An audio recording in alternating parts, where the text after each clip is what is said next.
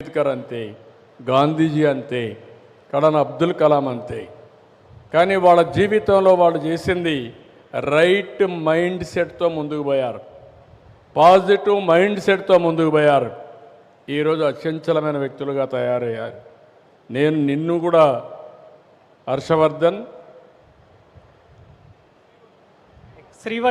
శ్రీవర్ధన్ నేను నిన్ను కూడా ఒక గ్రేట్ విజనరీగా చూడాలనుకుంటున్నా, అచీవర్గా చూడాలనుకుంటున్నా. రతన్ టాటా కూడా చిన్నప్పుడు ఎన్నో అవమానాలు పడ్డాడు. ఆయన పుస్తకంలోనే చెప్పాడు, వాళ్ళ తల్లి డివోర్స్ ఇస్తే స్కూలుకు పోతే పిల్లలందరూ ఎగతాళి చేశారు ఆయన. అక్కడి నుంచి కష్టపడి పైకి వచ్చాడు. ఈరోజు ఒక ఎంపైర్ క్రియేట్ చేశాడు. కాబట్టి నీకు కూడా ఆ శక్తి ఉంది.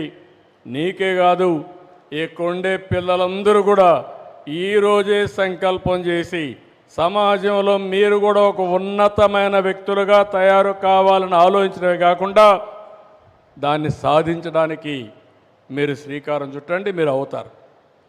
Thank you so much sir. Thank you.